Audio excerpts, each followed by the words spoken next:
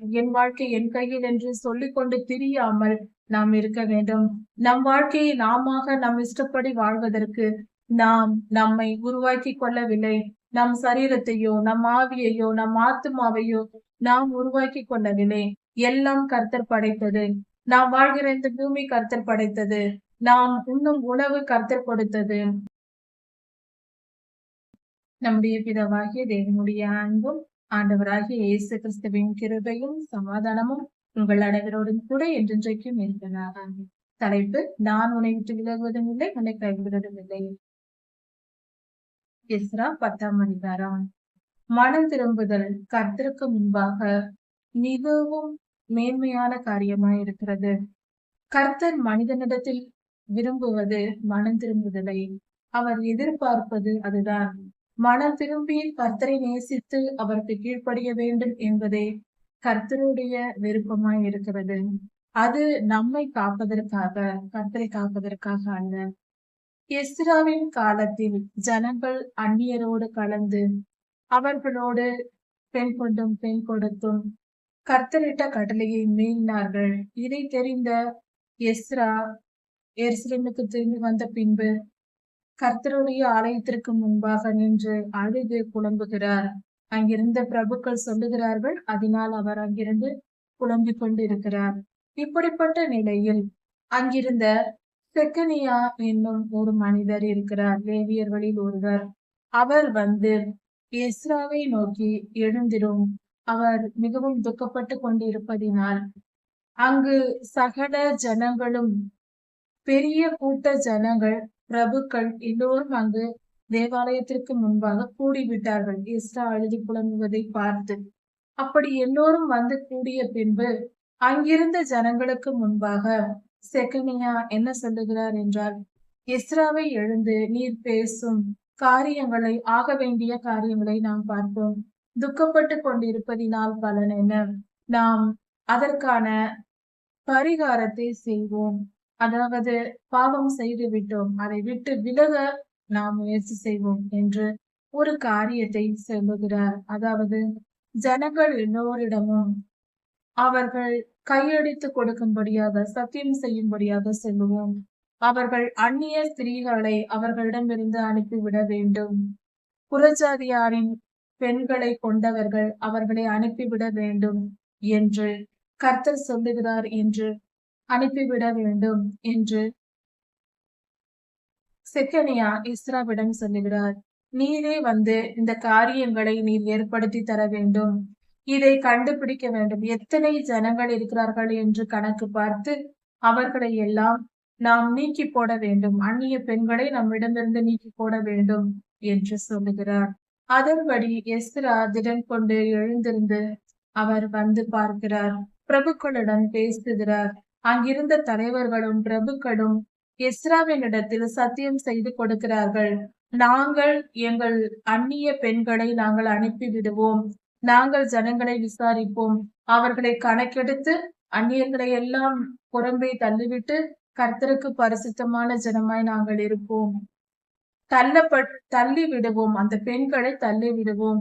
எங்களிடத்தில் நாங்கள் வைத்து விடாமல் அவர்களை அனுப்பி விடுவோம் என்று அவர்கள் எல்லோரும் எஸ்ராவின் இடத்தில் உடன்படிக்கை செய்து கொடுத்தார்கள்.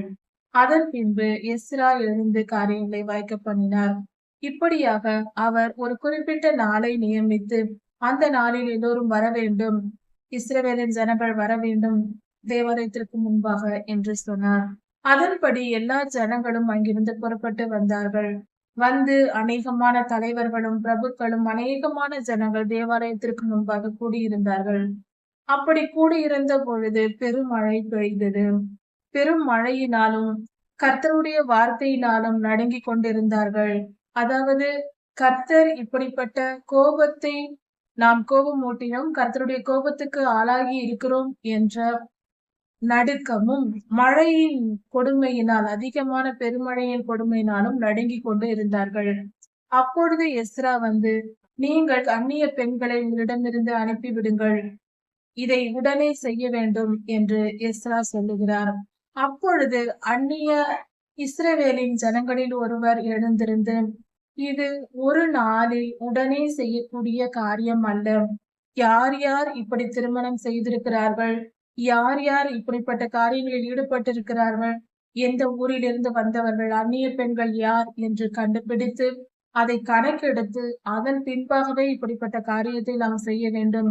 இது ஒரு நாளில் உடனே செய்யக்கூடிய காரியம் அல்ல, நாட்கள் தேவைப்படுகிறது என்று அந்த தலைவர்கள், அதாவது எஸ்ராவின் இடத்தில், வேதபாரகனாகிய எஸ்ராவின் இடத்தில் சத்தியம் செய்து கொடுத்துவிட்டு அவர்கள் இந்த காரியத்தை சொல்லுகிறார்கள்.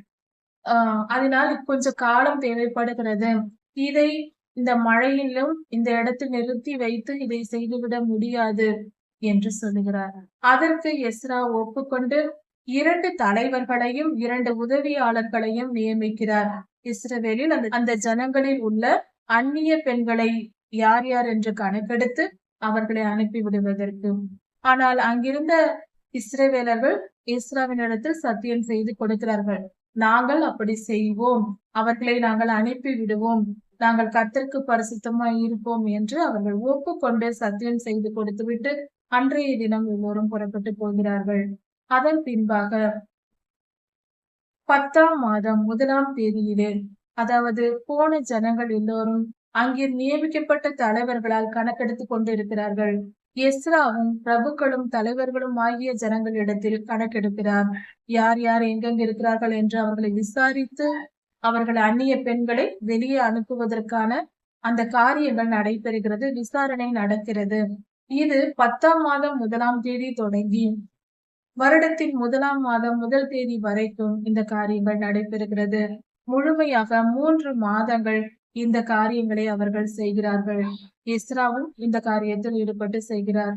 இப்படியாக அங்கிருந்த அந்நிய பெண்கள் எல்லாம் யாரையென்று தெரிந்து கொள்ளப்பட்டு அவர்களை எல்லாம் அவர்கள் தேசத்திற்கு அனுப்பி வைக்கிறார்கள். எஸ்ரா அந்த ஜனங்களை கூடி வர செய்வதற்கு ஒரு சட்டத்தையும் போட்டிருந்தார்.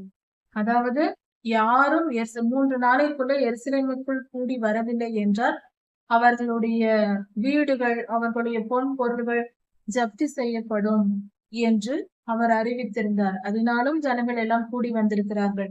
அதாவது மிக கடுமையான சட்ட திட்டங்களினாலும் ஜனங்களை கூடி வர செய்து இந்த காரியங்களை செய்ய வைத்திருக்கிறார்கள். ஜனங்களும் மனம் திரும்பி வந்திருக்கிறார்கள். அதாவது சட்டம் போடுவதும் அவசியமா இருக்கிறது ஜனங்களை மனம் திரும்பி பண்ணுவதற்கு. அதாவது இந்த காரியத்தை, இந்த சம்பவங்களை பார்க்கும் பொழுது நம்முடைய வாழ்க்கையில் இந்த கடைசி நாட்களில் நாம் வாழ்ந்து கொண்டிருக்கிறோம்.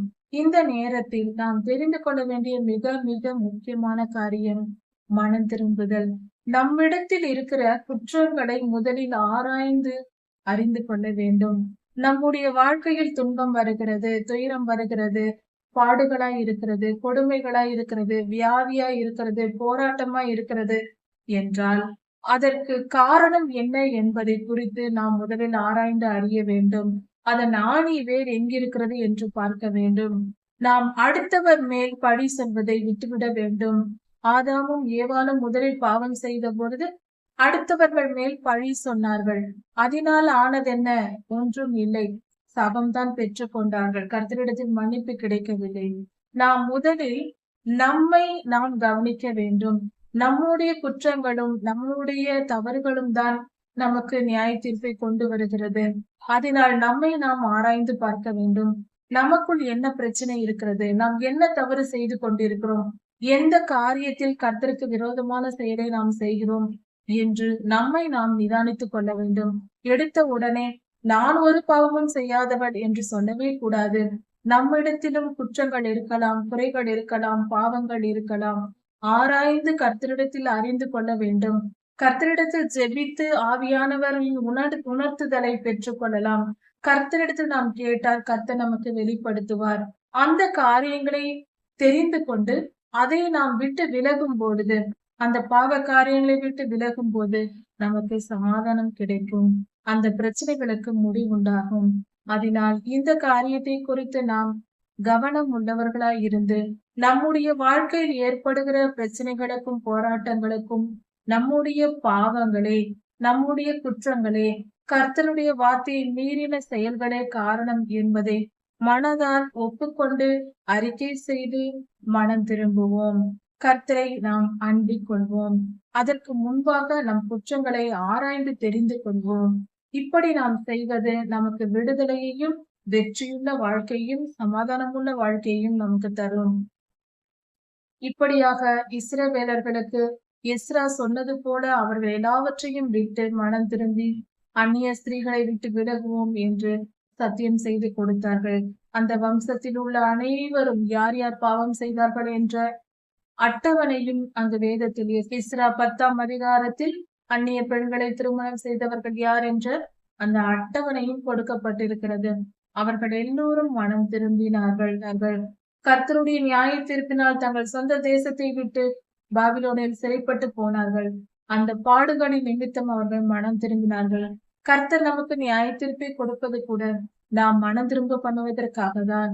கர்த்தர் மிகவும் நல்லவர். அவர் அடித்தாலும் நம்மை திருத்துவதற்காகத்தான். அவர் அணைத்தாலும் நம்மை பாதுகாப்பதற்காகத்தான். அவர் நல்லவர், மிகவும் நல்லவர். அவருடைய அடிகள் பயங்கரமானது. அதை தாங்குவது என்பது மிகவும் கடினம்தான். அவர் ஒரு கஷ்டத்தை நமக்கு அனுமதித்து விட்டார். மிகவும் துன்பமான காரியமாக இருக்கலாம். ஆனாலும் நாம் அக்னி கடலுக்கு போய்விடக் கூடாது என்பதற்காக, நாம் நித்திய ஜீவனை சுதந்திரித்துக் கொள்ள வேண்டும் என்பதற்காக மிகப்பெரிய கஷ்டங்களை அனுமதித்தும் கூட கர்த்தர் நம்மை நித்தியத்திற்குள் சேர்த்து கொள்ளும்படியாக இந்த காரியங்களை அனுமதிப்பார். அந்த பாவங்கள் நமக்கு அந்த கஷ்டங்கள் வருவதற்கு நாம் செய்த பாவங்களே காரணமாய் இருக்கும். நாம் மிகவும் அக்கிரமம் உள்ளவர்களாய் பாவம் செய்திருந்தால், கர்த்தருடைய வார்த்தைக்கு விரோதமாய் நாம் நடந்திருந்தால், இப்படிப்பட்ட நியாய தீர்ப்புகள் நமக்கு வரும். அந்த நியாய தீர்ப்புகளின் மத்தியிலும் பொறுமையோடு சகித்து கர்த்தரிடத்தில் கிருபையை கேட்டுக்கொண்டு அந்த காலத்தை நாம் கடந்து விட்டால், கர்த்தருடைய கிருபையினால் நாம் வெற்றி பெற்று கர்த்தரை நாம் அப்பொழுதும் அண்டிக் கொள்ள வேண்டும். விட்டு விலகிவிடக் கூடாது. அப்படி முழுமையாய் நாம் பற்றி கொள்ளும் போது, துன்ப நேரத்திலும் கர்த்தர் நமக்கு துன்பத்தை அனுமதிக்கும் பொழுதும் நாம் அவரை பற்றி கொள்ள வேண்டும். இன்னும் அதிகமாய் பற்றி கொள்ள வேண்டும். அப்படி செய்யும் பொழுது கர்த்தர் நம்மை ஆசீர்வதிப்பார். நித்திய ஜீவனை நம்மால் சுதந்திரித்துக் கொள்ள முடியும்.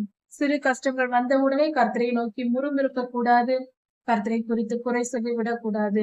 யோகோயாவை போல எப்பொழுதும் தெளிவாக இருக்க வேண்டும். எந்த துன்பத்தின் மத்தியிலும் தெளிவாக இருக்க வேண்டும். அப்பொழுது நாம் கர்த்தருக்கு பிரியமானவர்களாய் இருந்து கர்த்தருடைய ஆசீர்வாதத்தை பெற்றுக்கொள்ள முடியும். கர்த்தருடைய கோபத்திலிருந்து தப்பித்துக் கொள்ளவும் முடியும். கர்த்தருடைய ஆசீர்வாதத்தை பெற்றுக்கொண்டவர்களாக சமாதானமுடனும் சந்தோஷமுடனும் வாழ முடியும். அதனால் கர்த்தருக்கு பிரியமாய் நடப்பதை மட்டுமே நம் வாழ்க்கையின் குறிக்கோளாக வைத்துக் கொள்ள வேண்டும். இஸ்ராவின் புஸ்தகம் நமக்கு இந்த பாடத்தை கொடுக்கிறது. கர்த்தரிடத்தில் விசுவாசமாய் இருக்க வேண்டும். காரியங்களை செய்ய நினைக்கும் பொழுது எப்பொழுதும் கர்த்தரிடத்தில் விசுவாசத்துடனும் உபவாசித்து ஜெபித்தும் வெற்றி பெற நாம் போராட வேண்டும். உபவாச ஜெபம் நமக்கு வெற்றியை பெற்று தரும். தடைகளை நீக்கி போடும், பாடுகளை நீக்கி போடும். ஆனாலும் நம்முடைய பரிசுத்தமும் தேவை. நாமும் நம்மிடத்தில் எந்த குற்றங்கள் இருக்கிறது என்று ஆராய்ந்து பார்த்து அவைகளை எல்லாம் நம்மிடத்தை விட்டு நீக்கி போட்டு நம் இருதயத்தையும் நம் வாழ்வையும் சுத்திகரித்துக் கொள்ளும் பொழுது அது மிகப்பெரிய சந்தோஷத்தையும் சமாதானத்தையும் நமக்கு பெற்றுக் கொடுக்கும். கர்த்தர் நல்லவர். நமக்கு நன்மையை செய்து நாம் நல்லபடியாக வாழ வேண்டும் என்பதையே விரும்புகிறவர். அவருடைய நல்ல குணத்தை புரிந்து கொண்டு நாமாக சேட்டைகள் செய்யாமல், நாமாக சுதந்திரமாக வாழ்கிறேன், என் வாழ்க்கை என் கையில் என்று சொல்லிக் கொண்டு திரியாமல் நாம் இருக்க வேண்டும். நம் வாழ்க்கையை நாமாக நம் இஷ்டப்படி வாழ்வதற்கு நாம் நம்மை உருவாக்கி கொள்ளவில்லை. நம் சரீரத்தையோ நம் ஆவியையோ நம் ஆத்மாவையோ நாம் உருவாக்கி கொள்ளவில்லை. எல்லாம் கர்த்தர் படைத்தது. நாம் வாழ்கிற இந்த பூமி கர்த்தர் படைத்தது. நாம் உண்ணும் உணவு கர்த்தர் கொடுத்தது. அவரே அதை சிருஷ்டிக்கிறார். இப்படி இருக்க நாம் விடும் மூச்சு காற்றும் அவர் தந்ததே. மனிதனின் ஆவி கர்த்தரிடத்திலிருந்து வந்ததா இருக்கிறது. இப்படி இருக்க எல்லாம் அவருடையதா இருக்கும் பொழுது அவருடைய கட்டளைப்படி நாம் வாழ்வதே சிறந்தது. அதுவே மிக சரியானது, நீதியுள்ளதுமாய் இருக்கிறது. நம் விருப்பப்படி வாழ்வதற்கு நாம் சுயாதீனம் உள்ளவர்கள் அல்ல. நாம் கர்த்தரால் படைக்கப்பட்டவர்கள். கர்த்தருடைய சித்தத்தின்படியே வாழ வேண்டும். அவருக்கு கீழ்ப்படிந்தே நடக்க வேண்டும். இதுவே மனிதன் மேல் விழுந்த கட்டளையா இருக்கிறது. கர்த்தருக்கு பயந்து நடந்து சமாதானமான வாழ்க்கை வாழ்ந்து நித்திய ஜீவனை சுதந்திரித்துக் கொள்வோம். கர்த்தர் நல்லவர், அவர் கிருபை என்றும் உள்ளது. இதன் தொடர்ச்சி அடுத்த செய்தியில் பார்க்கலாம். எஸ்ரா புஸ்தகம் இதோடு முடிவடைகிறது. கர்த்தர் உங்களை ஆசீர்வதிப்பாராக. மாறனாதா.